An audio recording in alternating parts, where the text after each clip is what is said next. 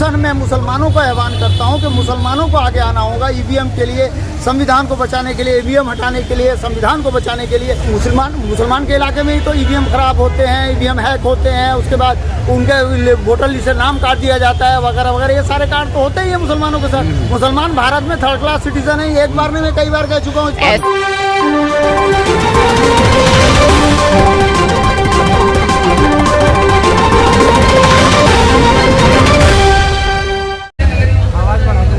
हसन साहब क्या कहेंगे? अभी एक मंत्री हैं, बीजेपी के एक नेता हैं, उनका वीडियो वायरल हो रहा है। वो कह रहे हैं कि 24 में वोट कहीं डालोगे लेकिन जाएगा बीजेपी को। जी, उनका नाम है डी अरविंद। हाँ, मैं आपको बताना चाहूँगा कि मैं शुरू से ये बात कहता आ रहा हूँ, आज नहीं कई सालों से, जब से मोदी जी आए हैं। ये मोदी जी जो आए हैं, ये पूंजीपतियों द्वारा पोषित ईवीएम मेकिंग से, मशीन से चुने हुए ये तथाकथित पूरी की पूरी लोकसभा है, जिस कारण से आज ये सत्यानाश हो रहा है। डी अरविंद साहब ने बिल्कुल सही बात कही है। जब तक ईवीएम है, मोदी जी को लोकसभा में कोई नहीं हरा सकता।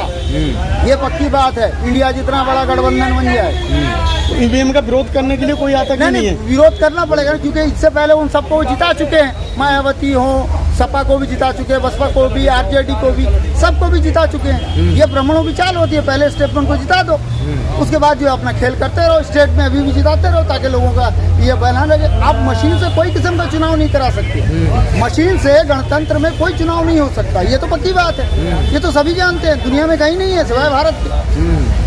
लेकिन क्या भारत की जनता को नहीं दिखाई दे रहा है, या सरकार को तो दिखाई देना ही नहीं है? तो दिखाई दे रहा है। जनता के पास सुबह से लेकर शाम तक वो तो समाज है, काम में बिजी रहती है।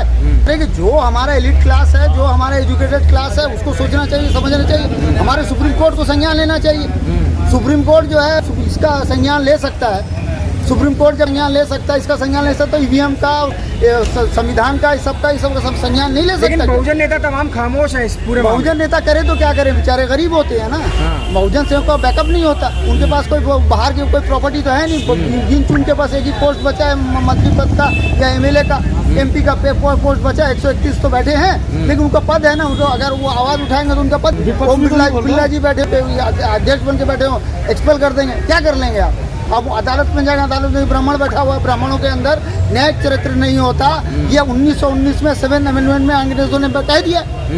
SC, ST, OBC माइनॉरिटीज, क्या ये सिर्फ जुल्म सहने के लिए रह गए हैं क्या? हाँ, बिल्कुल, जुल्म सहने के लिए रहेंगे। जब तक ये क्रांति नहीं करेंगे, जब तक ये कानूनी लड़ाई, ये लड़ाई, वो लड़ाई लड़ते रहेंगे, तब तक वो मरेंगे, कटेंगे।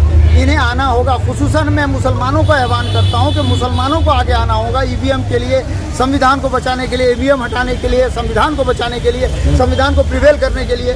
वोट बैंक लूटने के लिए वो मुस्लिमों के पास भी जा रहे हैं, मुस्लिमों को भी अपना बना रहे हैं। मैंने वही कहा ना, मुसलमान के इलाके में ही तो ईवीएम खराब होते हैं, ईवीएम हैक होते हैं, उसके बाद उनके वोटर लिस्ट से नाम काट दिया जाता है वगैरह वगैरह। ये सारे कांड तो होते ही है मुसलमानों के साथ। मुसलमान भारत में थर्ड क्लास सिटीजन है, एक बार में मैं कई बार कह चुका हूँ। SC, ST, OBC माइनॉरिटीज पर लगातार जुल्म हो रहे हैं और उनको इतना पीड़ित किया जाता है, मतलब इतना अपमानित किया जाता है कि वो पीछे ही हटने में भलाई समझते हैं। नहीं, वजह यह है कि उनको पता है ना उनका कोर्ट में कोई है, ना कोई उनका वकील है, ना कोई उनका जज है। वो सुनने वाला कौन है?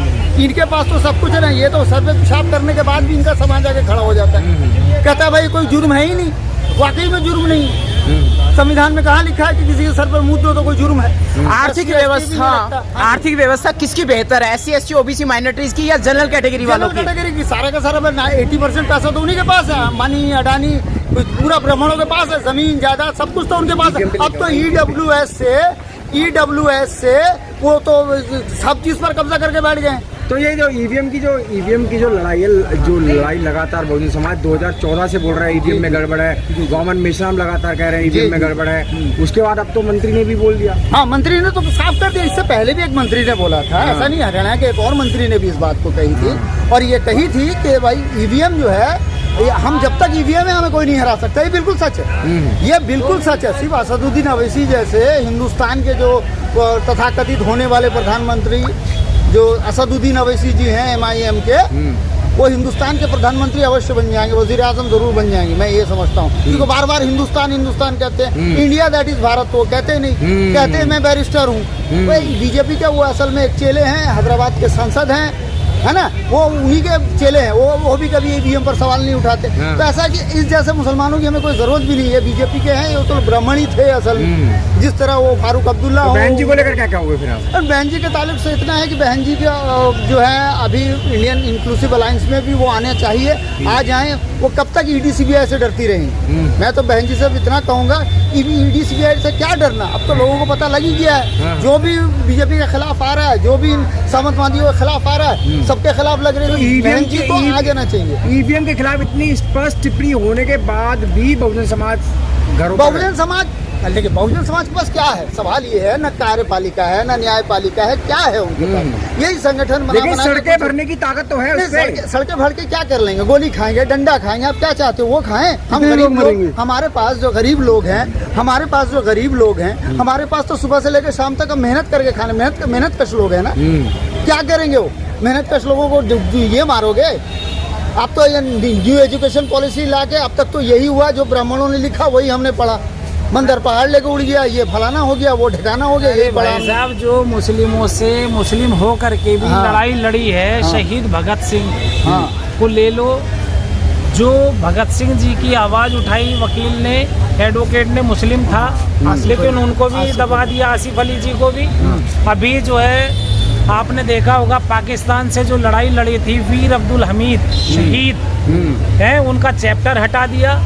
अभी मुगलों के चैप्टर हटाए जा रहे हैं, क्योंकि इन्हें पता है कि मुगलों का यदि चैप्टर नहीं हटाएंगे तो आने वाली नस्लें आपको सवाल खड़ा कर देंगी, और ये सवाल खड़े ना हो उसके ऊपर इन्होंने ये अपना काम किया कि इसमें ब्राह्मण मुस्लिमों के साले हैं, वो ख़त्म, वो पता ना चल जाए आने वाली नस्ल को। बिल्कुल। तो ये उसको ख़त्म करने का षड्यंत्र रच रही हैं। फिर पावर ऑफ द ट्रांसफ़र कैसे हुई ये पावर, उसके लिए भी इन लोगों ने षड्यंत्र रचा। और जो ये लोग जागृत ना हो जाएं, तो ये इसीलिए अब पसमानदा नया फार्मूला निकाल दिया मुस्लिमों का। जबकि मजलूम मुस्लिम समाज में इस्लाम मजहब में कहा कि मजलूम की हमेशा हेल्प करनी है, क्योंकि इस्लाम मजहब जो है वो इतना अपने आप को सर्वश्रेष्ठ ताकत